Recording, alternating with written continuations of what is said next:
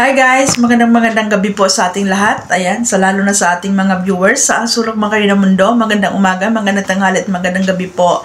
Kung saang sulok ng mundo man kayo nang galing. Ayan, at naroroon. Maraming salamat po sa lahat ng suporta at pagmamahal po ninyo sa Kapitana ni Hides Channel. Ayan, so since nakapag-live na tayo kaninang umaga, ayan, so ngayon magre-reaction lang muna tayo guys, no? So sobrang trending na naman ngayon at pinag-uusapan at pinagkakaguluhan na yung iba na kailang paulit-ulit na content dahil dito sa lumalabas na parang may day yata ng kapatid ni Joy, no, na si Rhea. So ayan, no, nakalagay doon sa kanyang my day, no, na ang dami yung rules, kurakot, no? So hindi ko alam kung ito ay legit talaga na galing sa legit account ng kapatid ni Joy or may mga tao na gustong manira at ginamit yung kanyang pangalan, no? So hindi ko alam, pero so far sa nakikita akong mga content ng Kalingap reactors ay parang pinapatunayan nila na ito talaga totoo at sa katunayan ay tinutugis na ngayon yung kapatid ni Joy guys, no? So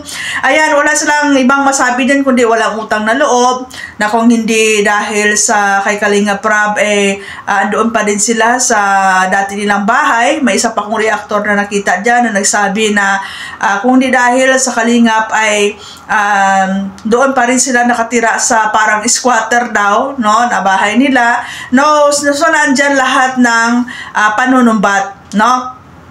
So sabi ko nga, no, ang sakit talaga mabalikan, no? Ang sakit talaga pag tinamaan ka ng bato na binato mo sa iba ay bumalik, no? Bumalik sa iyo, no? So sabi ko, sa gitna ng kaguluhan din dito sa Kalingap about sa pag-alis ng mga supporters na parang lumalabas na wala silang utang na loob sa mga sponsors, yung parang hindi nila binigyan ng pagpapahalaga yung mga sponsors. Ito yung nangyari ngayon, no? Nag-bounce back sa kanila ngayon, no? So ngayon nararamdaman ninyo, nasasaktan kayo doon sa post, no, na sinasabi ninyo na walang utang na loob sila ni Joy, yung pamilya ni Joy, no? So parang sabi ko parang coincidence na parang pinaramdam din sa inyo kung ano yung ginawa ninyo sa mga sponsors, no? Siguro nagkataon lang talaga guys na hindi ko alam, no? Sabi ko nga parang coincidence talaga na itong post na to is para iparamdam sa inyo, no, na masakit pala, no? Masakit pala baliwalain yung tulong ninyo. Kasi gusto ninyo na tatanawin din na utang na loob kung ano yung mga naitulong ninyo at gusto ninyo na bigyan din ng pagpapahalaga yung kung ano yung naitulong ninyo. Which is, yan din ang hindi nyo ginawa dito sa mga sponsors na umalis. Di ba? Na dapat, di ba, bigyan nyo rin ng pagpapahalaga yung mga sponsors kung saan sila yung tumutulong diyan sa community ninyo. Pero ano nangyari? Binaliwala nyo din yung mga sponsors, di ba? Parang wala din kayong utang na loob. No? So ngayon, yan yung nangyari dito sa kapatid ni Joy. Hindi ko alam kung legit, no? Yan din nangyari dito sa kapatid ni Joy, no? Hindi ko tinatolerate yung ginawa ni Rhea kasi ungrateful talaga yon. Na pagkatapos kayong tulungan at nabago yung buhay nyo para magsasalita ka ng ganito. But, hindi natin alam kung ano po yung totoong reason bakit po nakapag-post si Rhea na yon. Kasi kung wala siyang valid reason, imposible na magsasalita yung tao ng ganyan. Kasi alam naman niya kung gaano kalaki ang naitulong, no, ng Kalingap at ng mga sponsors sa buhay nila, kung saan nagbago talaga yung buhay nila compare doon sa dati. So kung nakapagbitiw ng ganitong klaseng salita ang kapatid ni Joy, kung totoong kapatid ni Joy ito, I'm sure may malalim siyang dahilan at may malalim siyang nalalaman, no, about dito sa pinaghuhugutan niya ng post na to, no? So ayan lang, no? Ngayon nyo nararamdaman dyan sa Kalingap na masakit pala, no? Masakit pala na parang hindi binigyan ng pagpapahalaga yung tinulong ninyo dito sa pamilya ni Joy. Masakit pala na parang binaliwala yung mga taong tumulong sa kanila, no? Masakit pala namnamin na sa lahat ng ginawa mo para mabago yung buhay nila, ay parang hindi ka binigyan ng pagpapalaga. Parang ni-take for granted lahat ng effort nyo, lahat ng tulong ninyo, na in-expect ninyo na tatanawing utang na loob yun. Okay? So, ganyan din yung ginagawa nyo dito sa mga sponsors na umalis. Na supposed to be, bigyan nyo rin ang pagpapahalaga, tanawin nyo rin ang utang na loob kung gaano kalaki yung naitulong nila dyan sa community. Wala naman ibang nagbe-benefits kundi kayo lang din dyan. Diba? Pero anong nangyari? Parang wala din kayong utang na loob. Diba? Parang wala lang din appreciation na nangyari. Parang wala lang din pagpapahalaga na nangyari dito sa mga sponsor. So, diba? Naramdaman ninyo ngayon kung ano yung naramdaman ng mga sponsors na umalis. Kung nasasaktan kayo at nagagalit kayo dahil parang feeling mo walang utang na loob ang pamilya ni Joy, ganyan din po ang nararamdaman ng mga sponsors na umalis na parang hindi nyo rin tinatanaw na utang na loob yung mga itinulong nila dyan. Parang hindi nyo rin binigyan sila ng importansya na sila yung mga taong nakapagbigay ng tulong din yan sa inyo kung saan nabago din yung buhay ng mga beneficiary ninyo.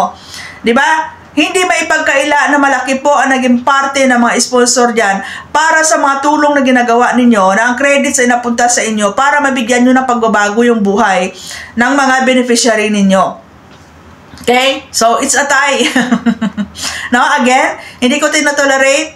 Kung totoong kapatid ni Joy dyan, hindi ko tinatolerate yung ginawa niya kasi sign of ungratefulness nga yan. Pero sabi ko nga, hindi yan magsasalita kung walang dahilan. Hindi yan magsasalita kung walang malalim na kadahilanan at wala siyang alam kung ano yung rason na yan. Kasi alam naman nila yan, may isip naman yan, no? May talino naman yan, no? Para sabihin niya ng ganyan kung wala siyang malalim na dahilan, guys. So masakit, no?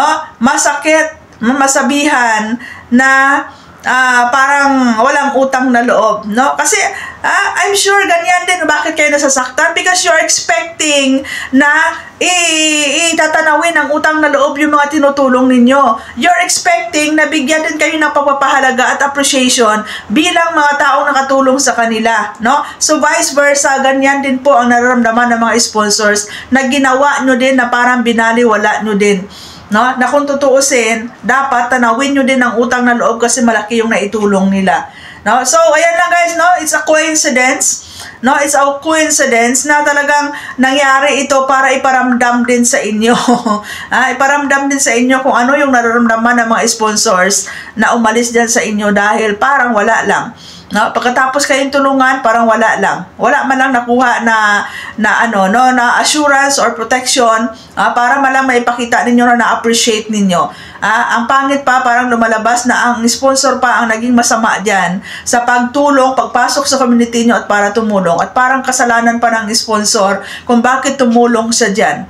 Okay? So, ganyan lang, no? Kaya minsan, kailangan talaga minsan na maramdaman din natin, no?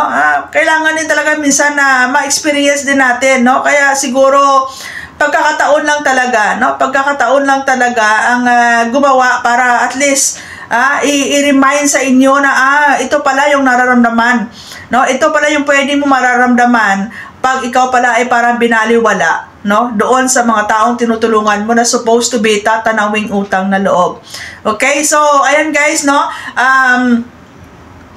Tawag dito, magla-live ako and more opinion pa yung ibibigay natin if magkaroon na naman ako ng time na mag-live guys, no? So, ayan, no? Hindi ko alam kung ito ay legit or ito ay totoo, pero base lamang dito sa mga reaksyon ng mga taga-Kalingap, ito po yung pinapalabas nila. No? Grabe, no? Yung iba dyan nakailang content na paulit-ulit sa pag-explain. Hindi niya matanggap. Masakit ba? No? Masakit maranasan na parang mabaliwala ka, no? Masakit maranasan na parang hindi tinatanaw ng utang na loob yung mga naitulong ninyo ba? No? Which is ginawa nyo din naman yan sa mga sponsor. So, maybe, no? May purpose talaga. May purpose yan yung post na yan, no? Para ma-enlighten kayo, ma-remind kayo, and maging eye-opener sa inyo, no? Na ma-realize ninyo na, ganun pala kasakit yun pag pinaliwala ka. Ganun pala kasakit yun na after mo tulungan ay parang parang hindi tinatanaw ng utang na loob, no? So, ayan guys, maraming salamat and God bless everyone.